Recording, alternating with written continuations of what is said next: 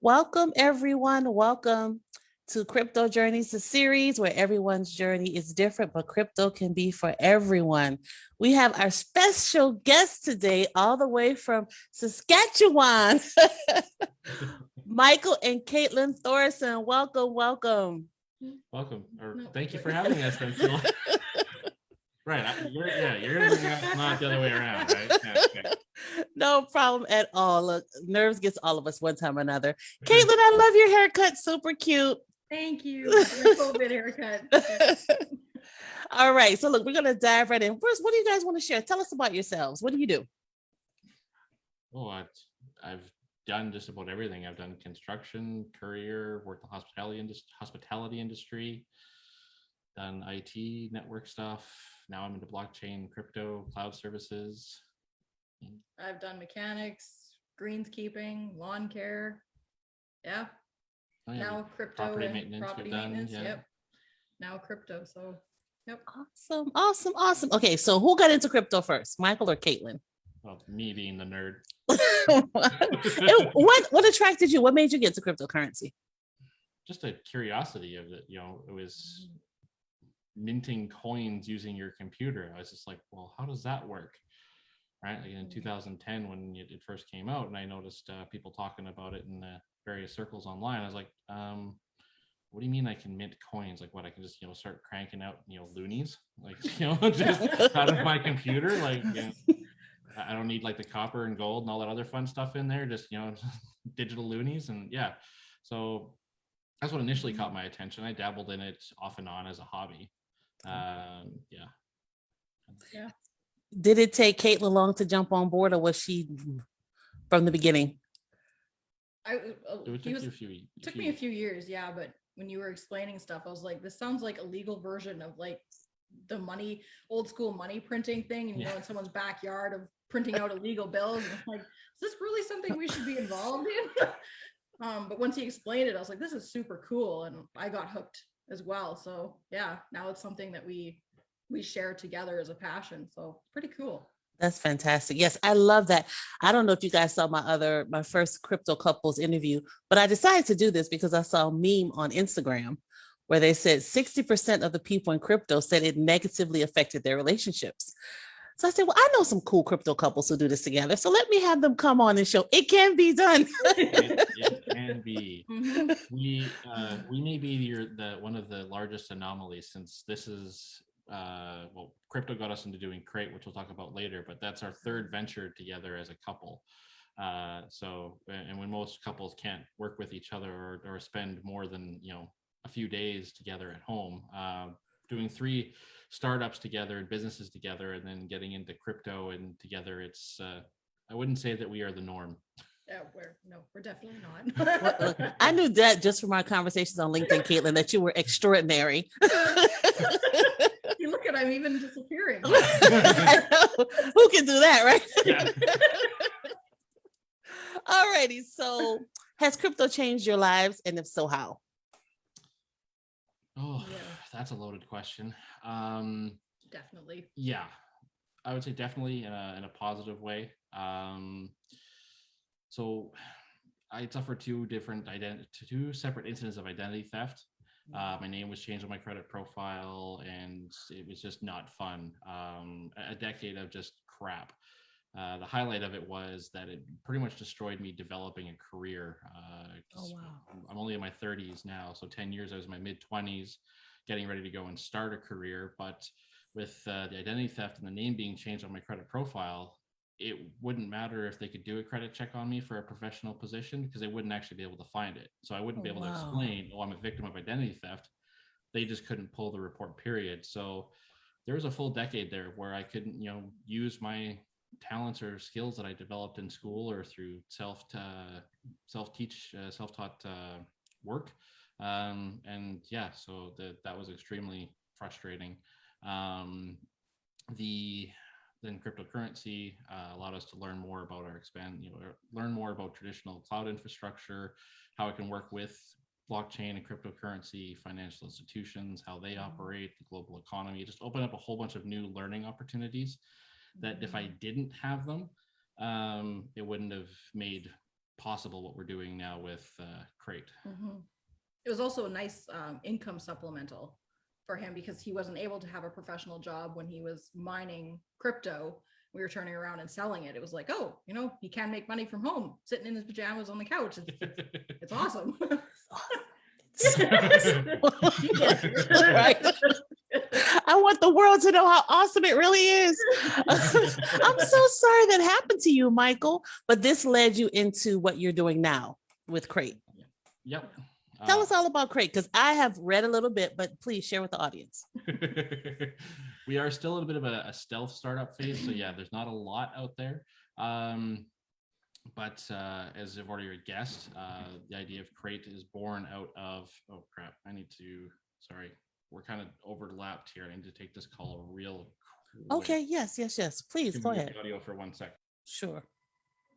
So as Michael takes his call, we're going to go ahead and just chat a little bit about what he said. I really appreciate him sharing his experience with the identity theft and how that has really, during crypto, really helped him to sustain with supplemental income. And he's back. I am. Thank you for filling the void. No problem. It was a quick call. So what was I going to say here? All right. Why tell us about Crate. So as you guessed, Crate came out of that pain and suffering. Kate also has been the victim of data breaches. Thankfully, she's not been the victim of identity theft that we know of. Little segue there. Identity theft can happen in other countries. We have heard stories of where people travel abroad, and when they land, they're arrested because of fraud and not paying bills and collecting. It's that I never thought about. Wow. Yeah, we didn't think about it either until we heard stories about it, and like, oh yeah, and you actually will be held there, and there's not much the embassy or embassy can do because they are legitimate charges until you prove, well, no, I didn't do that because this is my first time entering the country, so how could I? It's That's short horrible. Yeah. Look, I'm thinking about, as much as I travel, imagine landing in a foreign country and you're detained. Yep. Wow, that's gotta be terrifying. Yep. Okay, so now you've given me a whole new thing to worry about, Michael. The solution is Crate. Crate first started out as just trying to find a way to store data and not have to trust the third parties, like a distributed cloud storage system. We then later realized that that's not enough, and we met some strategic partners when I was speaking in Athens and presenting at Web Summit in 2019. That allowed us to expand out to adding in a distributed compute and also a decentralized identity. To where now we have the Crate Cloud, and the Crate Cloud's mission, or the Crate's mission, is to evolve how the world shares, consumes, and protects data. And succinctly, we do that by making sure that the data is encrypted all the time, whether it's in transit, so being moved around the network, being shared at rest, or even during computation, which is an industry first. We're not the only ones doing this, but we're the only ones trying to apply this to a distributed, decentralized system. Okay. Most of them are trying to apply it to your traditional clouds like IBM, AWS, Amazon, Microsoft, Google, all that fun stuff. So to our knowledge, if there is another project doing it, kudos. We need more people out there because this is not a simple problem to solve. Right. I can imagine. So essentially other people who do it more for like companies and corporations, and you're doing it more for regular people. Is that clear? No. A bit of both. So okay. Yeah, we're casting a very wide net, trying to be platform agnostic. So we're data agnostic, industry agnostic, and baking everything we can at the protocol level, just to make it easier for people to use, because we know the average user, they're not cybersecurity experts. They're not computer scientists. And even myself, spending years in the IT field, there are still attacks I read about that I'm just like, wow, these people are way more creative than I am and have way more time on their hands. Right.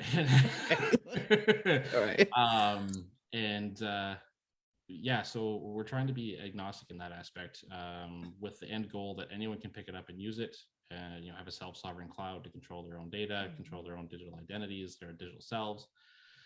So what happened to me doesn't happen to them. And on the flip side, with corporations wanting to get into the SaaS model, the deploying software in the cloud, their path to market is extremely shorter because they don't need to think of all that security stuff, all that security and privacy compliance with legislation that's coming out. We're going to be baking compliance into the protocol as well, depending upon your region and the customers you want to target. So it's all done for you, and you don't need to think of it yourself or implement it yourself and have that extra cost. That's really interesting. And security is definitely in the forefront of my mind because I teach crypto, of course, and I'm constantly telling people over and over about taking care of your keys, taking care of your password, your seed phrase, and blah, blah, blah, blah, blah. Yeah. So what you're saying with the decentralized identity, that's really fascinating. Now, is that something that could be melded into the crypto space as well? It's already starting for us. And the self-sovereign identity is already being worked on by a number of different projects. The most prominent one that people probably heard of is Hyperledger, or there's the other projects that are usually backed by Hyperledger in some way. Not to be critical, but there are some out there that have a centralized thinking to their decentralized platform.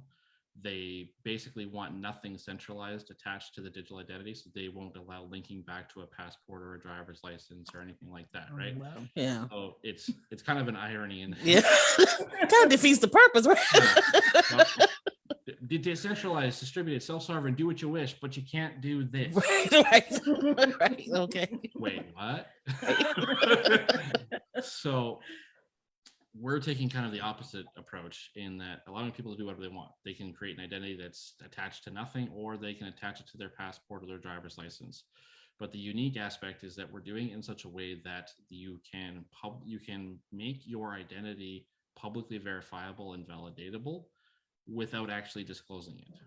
So I can sign up for a bank account in, say, the UK, and say, I'm a Canadian citizen. I want to open up a bank account. Here is my create identity, and the bank in the UK can go, oh, he is a Canadian citizen. He has a Canadian address, a Canadian driver's license, without actually seeing any of it. Because what happens in the background, when I publish the identity, we will allow, Passport Canada, SGI, the issue of our driver's licenses, Sask Health, the issue of our health cards, to use a technique that we've developed, confidential rule matching, to figure out what identity cards were used to create that identity.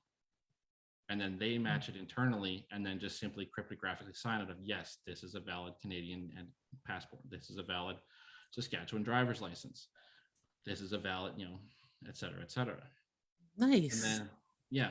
And then on the other side, we're going to add in biometrics, so that if someone does steal, my driver's license or my passport, or, steals my identity information again from the government, yes, my identity was stolen because of 2 breaches from the Canadian government, not because of my own doing. Wow. Yeah. So, and again, not the government, but you think you can trust the government with whatever, but it's not always the case. And Canada is not, not immune to this, no. Or is not the only one. Yeah. You're unique to this. Right. Where was I going with this? Liveness tests and biometrics and behavioral analysis will also be in later versions, so that when an identity is created or published, there's additional metadata attached to that. So it's not purely documents. So we're taking a hybrid of multiple different approaches. That is so interesting. This is like so much more than a crypto journey. I've learned so much right now. That's fascinating. Okay, so of course I'll be connected, and I'm going to pay attention to everything you guys put on LinkedIn, because if I travel out of the country again, I need to not land and be detained. Okay, we just need to worry about that being taken care of. So you guys are awesome. This has been so very informative. Just bringing awareness to this topic, because a lot of people, we just live our lives. We have no clue. We hear about data breaches, or, Target got hacked and got people's credit card numbers, that kind of stuff. But it's obviously so much more than just that happening out there. Yeah, that's the education element, is like, what does that mean for the average everyday person? And I think that's the gap that's missing for a lot of people is, oh, so what? Target got breached. Well, yeah, but if you shopped at Target and you have a Target credit card or whatever, you're part of that. It's important.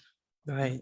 Exactly. Wow. And the best lesson I've learned with this, decade long of BS, if I can say, is no one's going to care about your information or your identity or your data more than you. Yeah. So you may feel that you can trust, these large corporations and tech companies and such, but if, I shouldn't say if, when Crate is launched and you have the alternative, give it serious consideration. Or even if it's not Crate, there's another company out there that it's a large pond. I'm sure we're going to have many people fishing in it. Consider the alternatives and being able to take control of your digital life, because, well, it's yours. And big box stores and such you're just a number. You're one of 100,000 or 10 million people on there that's now there's a class action lawsuit, and all they want to do is bring that lawsuit number down. Like with the data breaches from the Canadian government, I was offered a whopping $250 for my troubles. And that's exactly what I was thinking. You said class, and it's like, here's $50, get over it. It's like, wait, what? But I can't buy anything ever again because of your data breach. So Have a nice day. I have to have you guys back on so you can teach us some things, because we need to understand this, especially with things becoming so decentralized across the board. Exactly how do we go about getting into a decentralized identity and having control of that? And so, we'll plan something in the future. Is there anything else you guys want to share before I let you get on with your day? One quick thing, security in cryptocurrencies or blockchains. I just want to share that there's a lot of blockchain projects out there that are touting securities, touting privacy and such. Many are, getting audited or, doing proactive audits. Some aren't. Do your research. Don't always believe the hype or what you see on a website or a Reddit forum. But I do want to stress that security in these systems is very important, because they are designed to be self-sovereign. And like I touched on before, the average user doesn't have degrees. They're not a cybersecurity expert. And in some cases, adding security that is complex or difficult for someone to use is worse than having no security at all, because the user will assume that they have security, they have privacy, when actually they don't if they've configured something incorrectly. So it's important to have security and privacy in blockchains and any distributed decentralized system or self-sovereign system, but it also needs to be easy to use. In my experience, there's been many projects that have great security and great privacy, but unless you're willing to get down into scripts and command lines and really dig into the features and really think about what these options allow and don't allow, it gets very confusing very quickly. Okay, I want to ask you another question, but I do want to acknowledge a comment. So one of my friends, Kay Coleman, says her info has been in APPX. Approximately, that's it. Approximately 13 breaches since 2015. Wow, Kay, that's amazing. Doesn't surprise me. Nope. I don't even, look, mine might be too. And but I want to ask you, you said to do your research, in the blockchain and crypto space. How would we do that? What will we look for? I would say the best is to follow people that are in academia or that are connected to academia. Okay. For example, Crate, we have multiple academia connections or affiliations. Notably, one is University of Nicosia, where Andreas Antonopoulos is a professor. So it's as close as you can get to the academics and the researchers that are actively in this space, the better. There are business leaders in this space can sometimes be motivated more by the bottom line, as we've seen, with latest tweets by individuals. Yes. Look, who shall remain nameless, right? Yeah. Okay.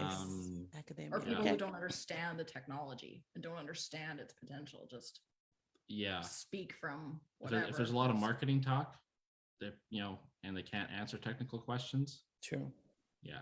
True. But you did give us an idea for a LinkedIn or a blog post of questions to ask projects to see if they are actually legit, or they're not just reskinning Bitcoin for the next pump and dump. Right. Exactly. This has been really, really good, you guys. I knew it was going to be good, but it was really, really good. Okay. Thanks for sharing so much great info. Go ahead, Michael. Okay, one last thing that is just becoming prominent. Sorry, it just reminded me of That's okay. or about the 13 posts that reminded me, and your question about doing the research. There's a lot of people that are with these data breaches, databases that are being leaked and then put out there. People are putting on LinkedIn, oh, check your password here to see if it has been part of a breach. Don't use them. They are phishing scams. Someone's asking you to enter in your password or your credit card information or fill in the blank to see if it's part of a breach. Don't. At most, an email address. Okay. That, and then at least then you'll find out, oh, I was part of these various breaches. And then you'll be able to figure out what information would have been part of them because you would have known what you entered. Don't enter in more than that. Okay, I hope you guys got that. Don't fall for these phishing things. Yeah. They're out to get you. And I want to say too, for people who are new, excuse me, I think it's so important. I'm saying new to crypto. There's not enough conversation, in my opinion, about security. Yeah. People just want to jump in and start investing and start buying and hodl and blah, blah, blah, blah, blah. And they have no clue about how they really can secure their assets. So I encourage you to make sure that you're doing this properly because it will cost you in the long term. I know of experienced investors who have been breached and who have lost real assets. So you guys, just a little side tip since we have our security specialist on with us today. So you guys have been awesome. Thank you so much. And so generous with this great information. And of course, Caitlin, you and I will be talking. I love our conversation. I know. You're so awesome. So again, much success with Crate. Please keep us posted when we can dive in and get involved or help promote whatever. You guys just let me know however I can help in my little capacity over here. Same goes to you, how we can help you for sure. Thank you. But I would love to have you both go really and talk about some security stuff that just like some practical measures that we're just not aware of. That would be awesome. So we can talk about that another time. Sure. All right, you guys, thank you so much. Much success to you both. And we'll be talking to you. Have a great rest of the day. You too. You too. Bye. All right, bye-bye.